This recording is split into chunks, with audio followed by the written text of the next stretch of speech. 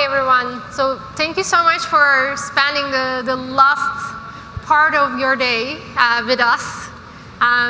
This is a session on Fintech, and I'm Piruze Sabuncu. I'm the head of Southeast Asia and Hong Kong for Stripe.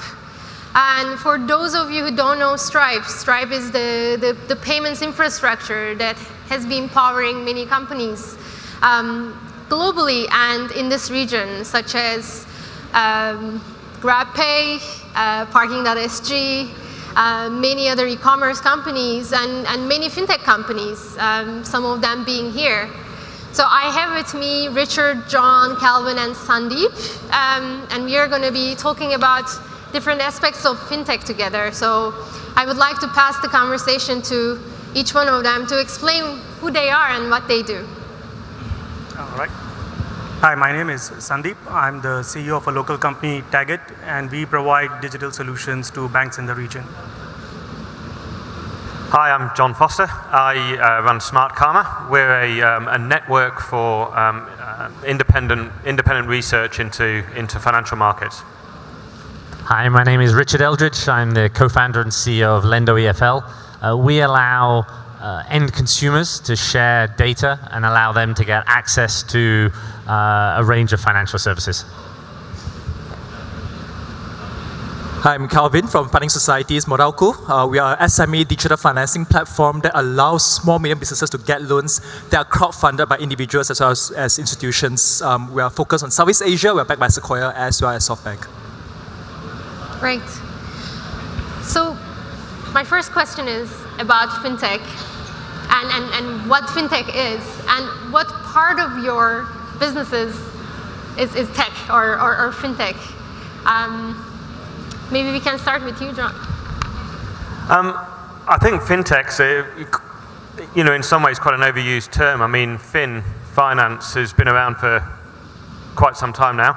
And technology has also been around for quite some time. And I think, the financial sector has used financial technology for a long time. So I think we need to sort of contextualize what fintech might mean. And there might be a few people with different opinions. But if I think of fintech, I think actually what we're talking about are firms which are helping to decentralize the marketplace, effectively remove the grip that the incumbent operators who've operated in the financial space have had on the market.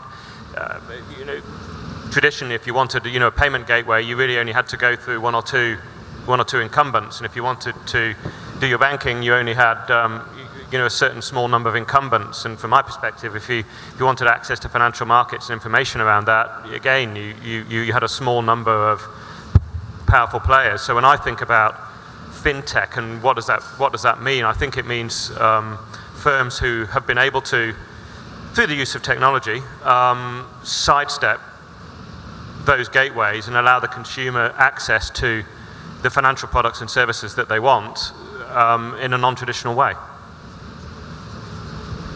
Richard? So fintech or technology and finance, like you said, has been around for a long time. And when I came up with the idea of Lenddo EFL, it wasn't even a word. And since then, it's really changed, I think. And now, the first wave I saw, and when I speak to investors and speak on panels, was around disruption. Go kill the banks. Go kill the traditional insurance companies.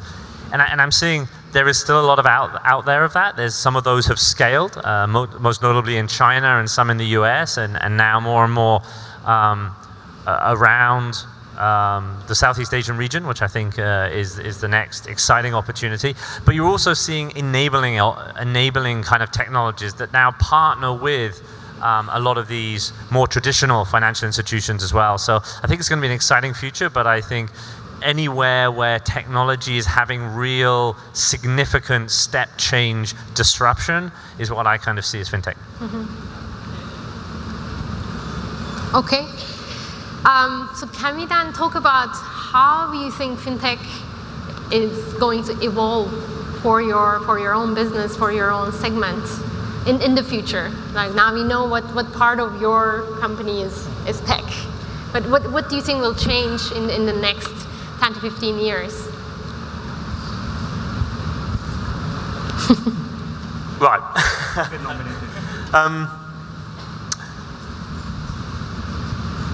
Sorry, can I just go over that again? Yeah, sure. What part of what's my going to business? happen next? Yeah. Look, I think if I look at my business, obviously what I think is going to happen next is that we're going to continue to be able to demonstrate that there's a more efficient and effective way for a certain aspect of this whole great big industry which is called finance to occur. And I think as that sort of takes hold, we would expect that continues to evolve. We continue to decentralize the way in which information is being shared between, financial market participants. And if you do that and you remove a lot of the kind of waste infrastructure in a sense that sits in the middle of that, what you're doing is just creating a lot of sort of economic efficiency for the business. So I think when I think about, I suppose what we would want to see fintech evolve into in the next 4 or 5 or 10 years, it's actually just providing efficiency, which ultimately means lowering costs or lowering cost of production, if you want to think of it that way. So the consumers aren't bearing the burden of what are otherwise very complex or outdated bits of infrastructure that you have to deal with and pay for. So I'd want to continue to see price efficiency, economic efficiency across all aspects of financial markets, of finance. So for us, we're in a lending space, I think, and targeting small, medium businesses. The truth is that when we first started off, we are not that different from what we offer, are not that different from what the banks are offering, because it takes time to build capability. So example, when we first started off, 80% of our customers already have a bank loan. So they come to us not because they can't get money from bank, but because they can't get enough money from bank. So they come to us as a form of top-up. But over time, in the last 2-3 years, what we have seen is that the percentage of borrowers that already have a bank loan actually has dropped. So we are serving newer and newer companies or more and more customers that are previously not served by existing financial institutions. So I think in the next 2-3 years, especially in each of the vertical that we are seeing, you can see that the whole push towards financial inclusion as well as further access to new markets is going to be more and more apparent, especially in Southeast Asia. So I believe that with that, we'll also see players becoming more and more vertically focused, as opposed to, hey, one player doing every single thing under the sun. Right. Let's move on to mobile and how mobile is changing the way people are doing everything, like searching for information, shopping, ordering cabs, and paying for them. If you look at some of the banks and other bigger companies and how these changes and consumer expectations are changing the way they operate, what do we see as difference? So we work a lot with the banks to help them in their mobile or digital banking, yes. And the first thing we tell the banks is, please don't think about banking. And the reason is, all of us wake up in the morning, we think about going shopping, we think about eating at a restaurant, we think about taking a cab. Nobody wakes up in the morning and says, I want to go banking. Banking is something you always do as part of your lifestyle. So when we are thinking about banking solutions, we are telling them, how can you be part of that transaction, right? So if I'm paying for my Grab cab, how can I pay for it? If I'm buying something online, if I'm paying something at the McDonald's, how can I pay for it, right? So when you think of the consumer, you really need to think about his payment needs for a lifestyle need. So it's very much a support function, which then leads to being prevalent and being present where the customer is. So a lot of customers are thinking of mobile banking as an app on the phone. And for us, it could be 10 things that you're doing on the phone, not in your app. You could be chatting with someone and you could make a payment, you could be doing something else. A lot of foreigners would have come for this event here today. Could you offer them a contextual service? What is the Sing dollar rate to their local currency rate? How do you offer services which are relevant to customers? So we often talk to banks in this manner that, look, think about what is that end customer need that you're trying to solve, right? And I was just sharing with the panelists that after 10 years, balance inquiry, bill payment, funds transfer, these are all your core banking services. How do you make it easier?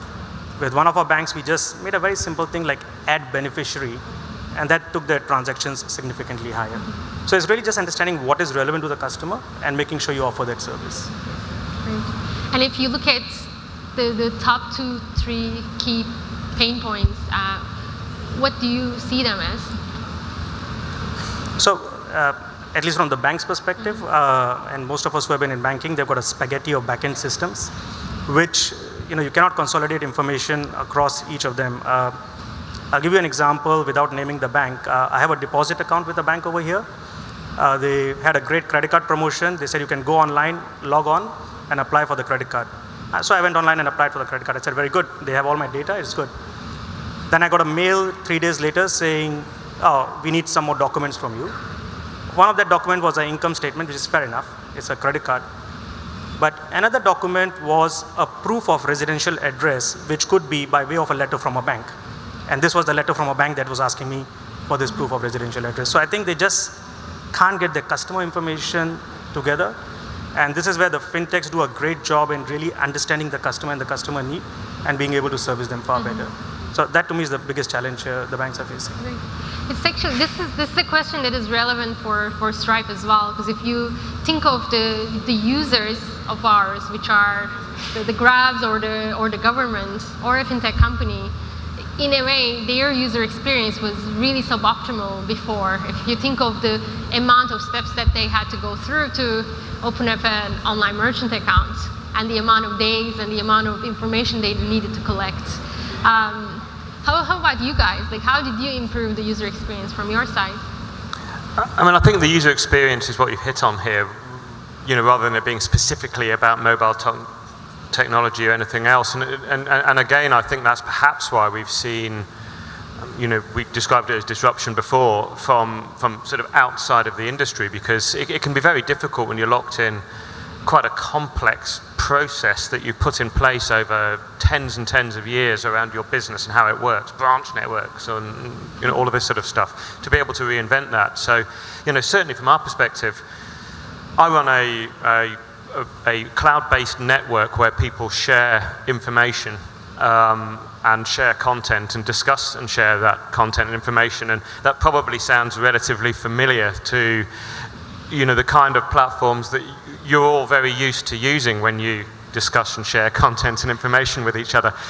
So we haven't really ever felt that we've done anything sort of amazingly groundbreaking from a technology perspective. It's more actually thinking, well, how does the customer today actually consume information, and is that being provided to them in a way that is actually convenient to their lifestyles, their highly mobile lifestyles? And the answer really has been no, which is a surprising thing, I think, given that we're soaked in it elsewhere.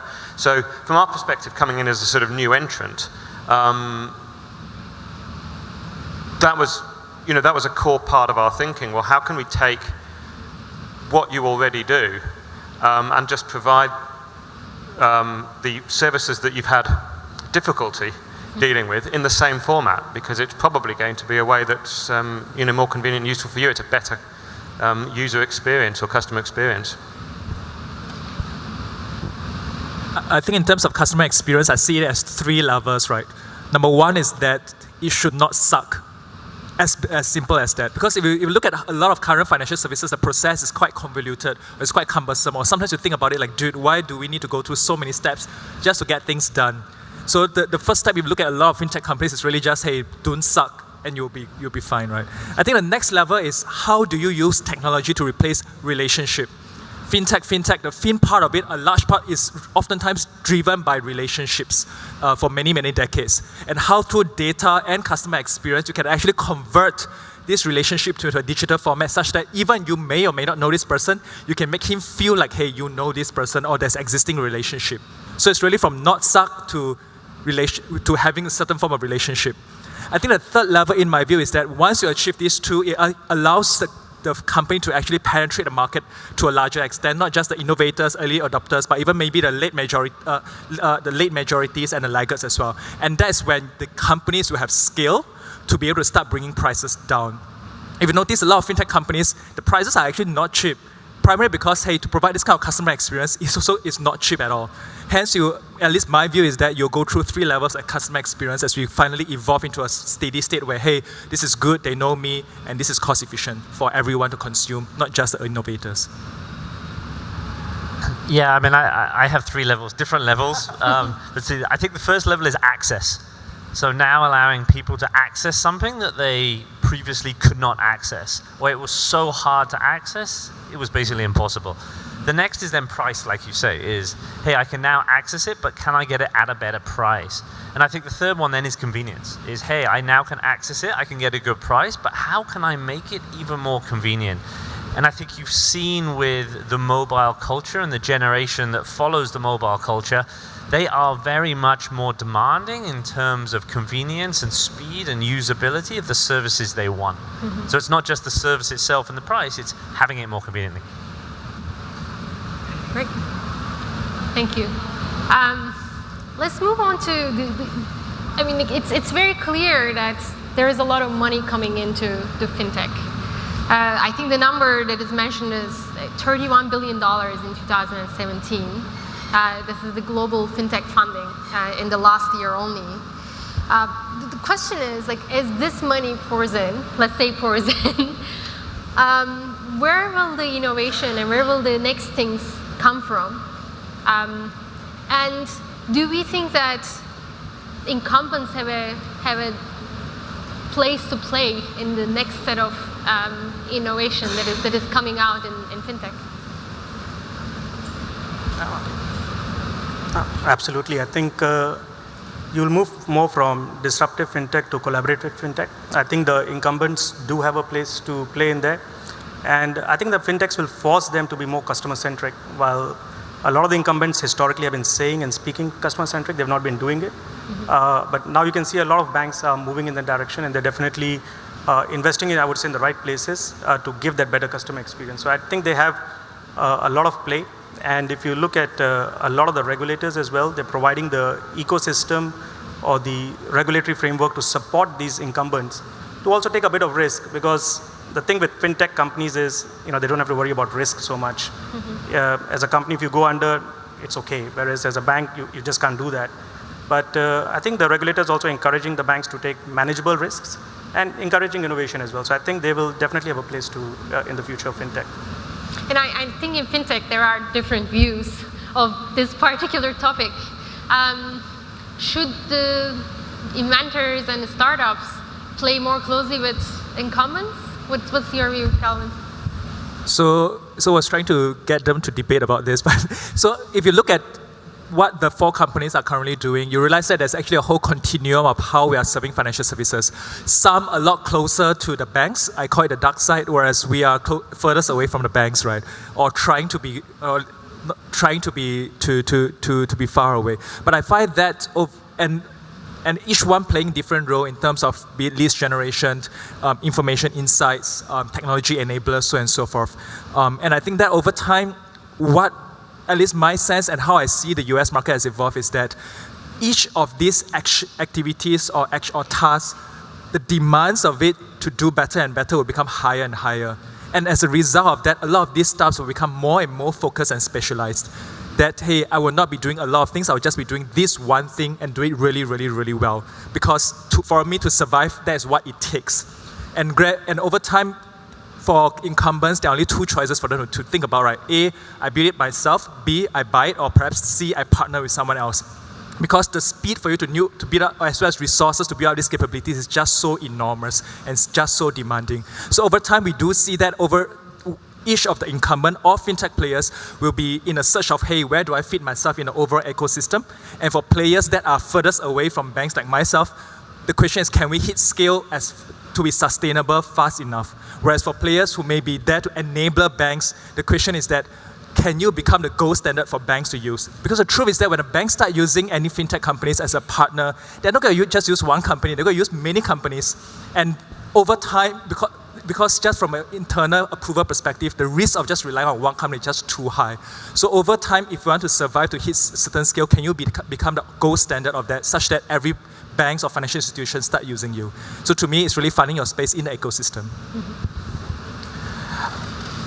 I think from my perspective, if you're a fintech founder, if you're a firm or you're deciding to set something up, frankly, I think you've got to be very careful or very thoughtful about how you may want to deal with those incumbents. From our perspective, or from my perspective, we certainly see that there's a great role that we can play, helping incumbents run the bits of their business they can run really well better. But actually, for that to work, we need them to restructure their businesses so that we fit in.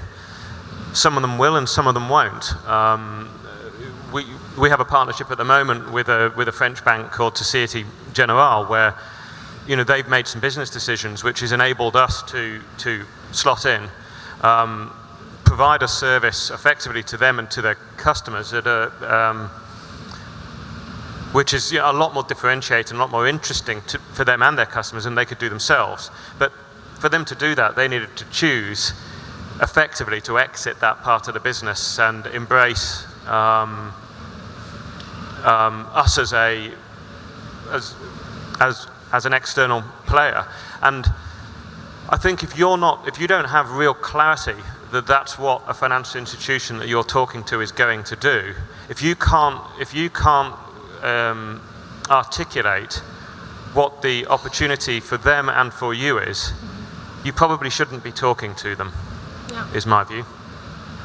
It's very similar in our space as well. It all takes, okay, how can I convince this one company to trust in me and my capabilities? And once you show that the risk side is okay, the government is okay, and the opportunity is there, then the others slowly come in, and then regulations you see change, or at least the mindset of the risk side.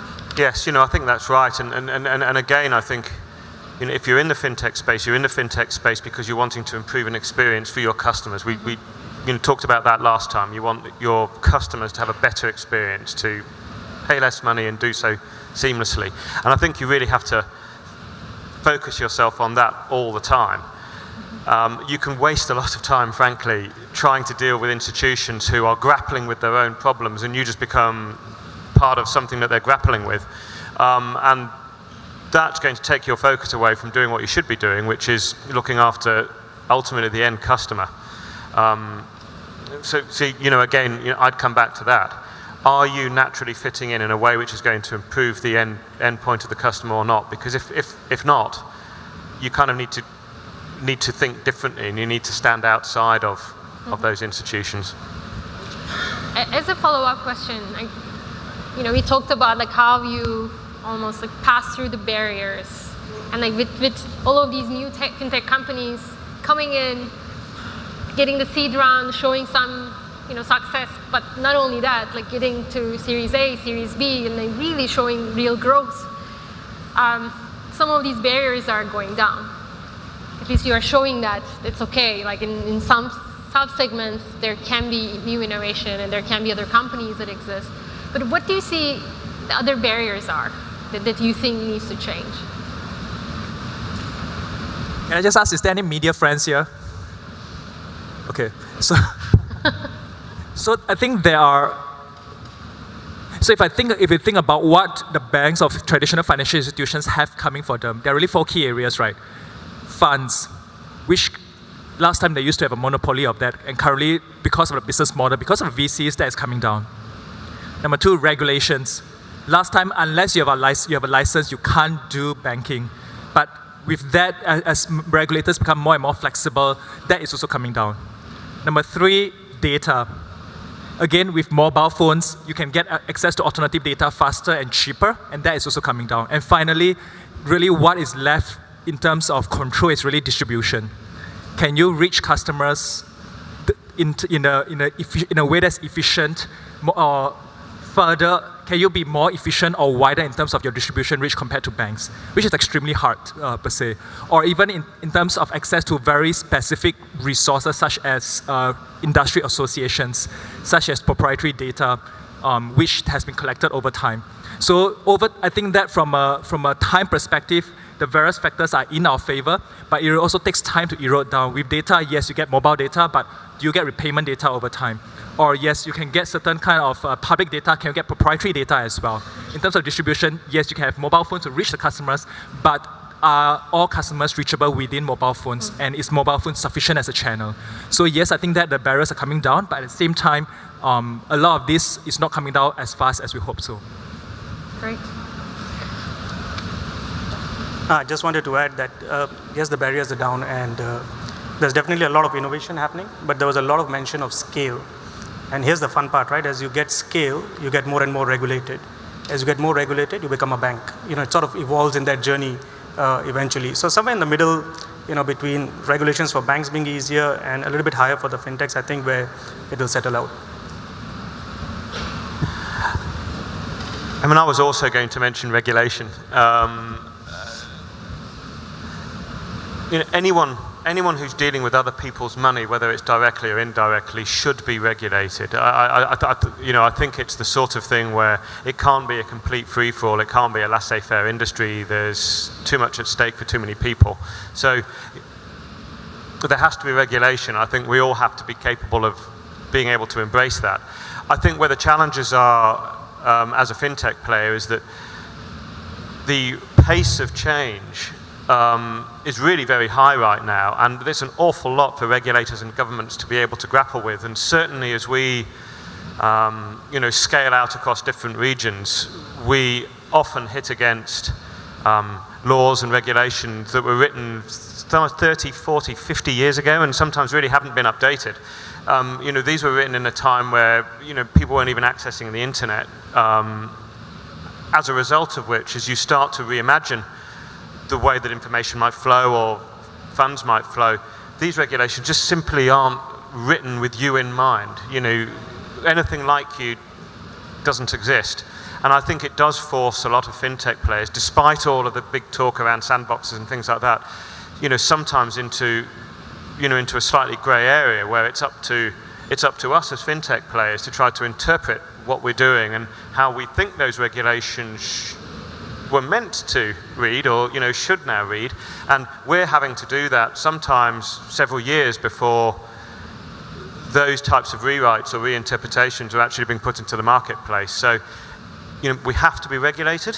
I think that's important, but the pace of change of regulation, I think, is having difficulty keeping up with how the industry is changing. I don't think it's something which is just unique to the fintech sector either. I think we've seen that with shared driving services like Grab and Uber and things like that they often spend a fairly large part of their existence in a regulatory grey zone or maybe slightly black zone. And the same with Airbnb and so on. So I think it's anybody really who's bringing big innovations into an industry is going to find that they're up against regulations which didn't imagine their existence.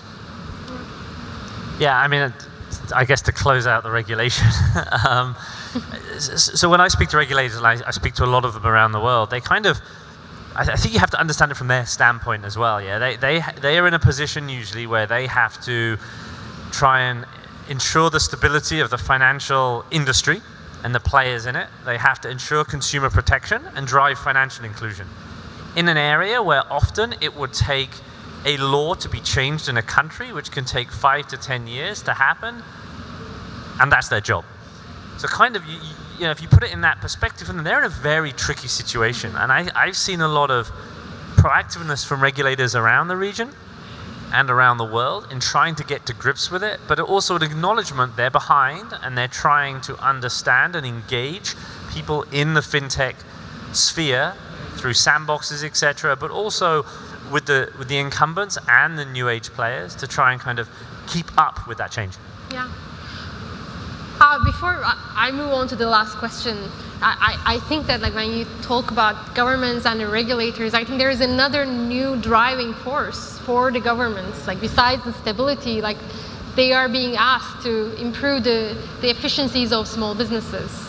They are being asked to create or enable the unicorns in their countries. They are counting the number of unicorns they have and they are proud of it. And I think that view is really helping change a few things in the infrastructure and the legal barriers and the regulatory barrier side. So my question to you is, at least from my side, that is going to create a lasting impact in the next 5 to 10 years. There is going to be more enabled entrepreneurs and small businesses and tech companies that are going to come up with new ideas and help their local economies or global economy. What do you think will be the lasting impact of fintech in the next 10 to 20 years? Or like in the future? In the future. So I think we're at the very early stages of startup mentality generally in the region. If you compare to Silicon Valley, which is kind of 20 years down the road, you're starting to see those ecosystems build, and in fintech, it's even shorter period of time. I think if you go through and think of kind of crossing the chasm, there's still a lot happening at that very early stage, and it's okay that some of that fails. What you're starting to see now is some startups get to that huge point of inflection. And that's exciting. That's exciting. And what you often find is governments jump on board when there's success and like, hey, we fostered it, we were there. But overall, that's good for people coming out of college, giving them opportunities in what before was quite a standard process. You go and work for a big company, typically a bank if it was in the financial services sector.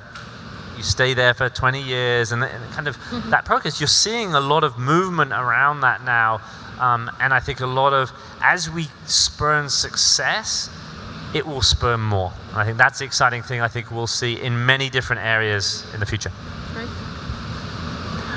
Look, I was about to say, a similar thing. Again, I don't think there's anything sort of hugely magical about fintech or what fintech's going to bring other than anything else. I mean, I'm probably a little bit too much of a boring research analyst at heart. So, if I look at these things, I think we've seen this over, several hundred years. You've got two ways of driving economic growth. You either have a large growth in population or you have an increase in productivity. And throughout the last hundreds of years, there's been big innovations and big changes to the way that societies operate, which have been there because they've driven productivity, and productivity increases. It's why we're all as wealthy as we are today. And I think what we're seeing is just, and what we will see over the next 20 or 30 years is just, quite an exciting part of that journey. Nonetheless, you could call it, the tech revolution or whatever you want to call it, of which fintech's going to be part. And if we do our jobs properly, all of us in this room and us up on stage here, we will have been able to increase and improve efficiency and productivity. We'd have been able to bring much better economics to bear. And if you do that, you stimulate growth and you stimulate opportunity for everybody. And if you're not doing that, if that's not what comes as a result of why you're operating your business, well, in the long run, you kind of don't have a business and you're not innovating. Great. So I want to make sure we have enough time for the questions, many questions that the audience asked. I'll pick a few to start with. I'm going to ask what Dave Chu asked. The question is, will fintech innovations help to de-risk the risk in financial system in the area of systemic risk or too big to fail mentality in the financial institutions? If I may take that, I think there are two perspectives to it. I think conventional wisdom suggests that, hey, startups are risky and therefore it destabilizes or potentially adversely impact the financial stability of a country. But increasingly, you see a lot of European countries taking the view that, hey, because the banks are too big, you want to actually provide an alternative to whatever services that they're providing. And therefore, offering more options through the fintech companies actually makes the economy even more stable, especially as more and more companies are hitting the inflection point, becoming a more stable, a more established organization. So that's one view. I think on top of that, I also do see that with the enhancement in financial technology, it does force increased level of transparency in terms of certain transactions and processes. And I do think that will help in terms of increase the financial stability of a country. So in short, yes, we should be welcomed, and thankfully regulators have been welcoming us. Great. The next question is, fintech startups are traditionally seen as disruptors to the financial institutions. What are the areas that startups can collaborate with the bigger banks? I think we've already answered this question. It depends on the banks. Yeah, effectively, I was going to answer that just saying that I think it really does depend on the banks. If the banks want to be able to partner with the traditional disruptors, they need to think about their own business models and how that they can do that, and how how that fits in. And I think there are lots of structural issues in big organizations that can make that quite difficult and slow for them to do. May I just add to that? I think as we speak to bankers, a lot of them are not necessarily looking for technology from fintechs, but they're looking for ecosystems. So if you're a fintech which has an ecosystem, take Grab and the taxi service, or you have a set of SME customers which allows them to grow their customer base, I think they're very keen to collaborate with such fintech. But if you go to banks with just a nice, sexy piece of technology, maybe not so much anymore. Okay. Open banking APIs. I think this is the big thing in Europe. Are banks receptive of this? How will it shape the fintech scene? We can skip the question as well. Okay.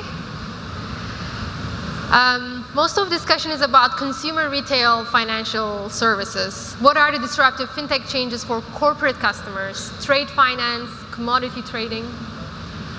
Maybe. Sure, I can take that. So I think the retail use cases are the most obvious, and because they impact us as consumer, they are the most spoken about.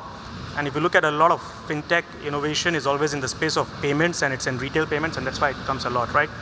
But if you look at corporate banking, for example, a lot of changes are happening. So for example, for corporates, when they need to deposit money or deposit checks in banks, right? With remote deposit capture, you're now able to do it digitally versus having to do it physically, which means better cash flow for the companies.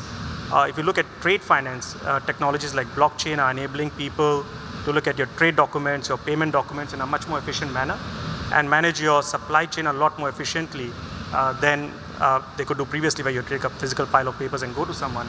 Same thing with origination of customers and so on and so forth. So it's not just in retail. While retail obviously grabs the headlines and the fintech headlines, we see a lot of it across the spectrum of banking. Yeah. And just to add on from my side, I think on the trade financing side, there are new companies like Cardup or iPayMy that are coming up, that are coming out with new ways of trade financing in a way. Yeah, I mean, I just see there is so much inefficiency in the financial services system still today, and so much untapped revenue opportunity, that there are many opportunities in all these areas. And I think the first wave was in the retail, and there's the micro small business, where there are much smaller margins, which meant that every efficiency saving was almost critical to even get you into the sector. The bigger kind of ticket items were left for wave one, but I think wave two, you see that, not just from margins, but also from convenience. And I'm sure people who have corporate bank accounts here in Singapore know even Singapore being so forward thinking. You know, it takes a lot. You have to go into a bank to sign a form, to change your phone number on your corporate banking. Yeah. And ideal in the large-scale capital market sector. I'm completely B2B. What we're doing is starting at the top, I suppose, and we hope that the productivity efficiencies that we can ultimately create will flow down into better returns for people's pension funds. But we're a long way removed from that. So I think it grabs the headlines, as you said, and it's been where that early start has been. But it's absolutely not where I think we're going to see the beginning and the end of innovation or disruption or whatever you want to call it. Certainly from where I sit, which is quite a long way removed from all of that, very much in the sort of institutional, the capital market space, I am utterly surrounded on all sides by a vast amount of inefficiency. I'm sort of swimming in a sea of it. Okay, I think we have time for one last question. Okay, exactly. With popularity of e-wallets, will banks still be relevant in the future? And I think you are the one who works the most with the banks. Yes, they will be very relevant. I think if you look at e-wallet, it's nothing more than a deposit account. And the telcos and others, a lot of people have tried having wallets. But a lot of these wallets are just funded to a certain level. For you to really do full-scale banking, that's why you still need the deposit accounts. And in the interest of time, I won't go into details, but short answer, yes, they will be very relevant from my perspective. I think we are thinking purely from a customer's perspective, but banks play another critical function, which is as a channel for the central bank to execute or perform their monetary policies by increasing or reducing interest rates. And that channel is going to be, that function is going to be very hard to be served by an e-wallet. And therefore, as you start thinking about banks and you start looking at each task that they're performing, eventually, yes, some tasks will go away. Eventually, some tasks will stay. But what you will see is that you basically see a lot of mutants within the financial services company, be it mutant banks or mutant financial fintech companies trying to serve customers or even the financial system in a better way. Great. I thank you so much for your time. Thanks everyone for joining us. And if you have any questions for any participants, maybe you can catch them on their way out.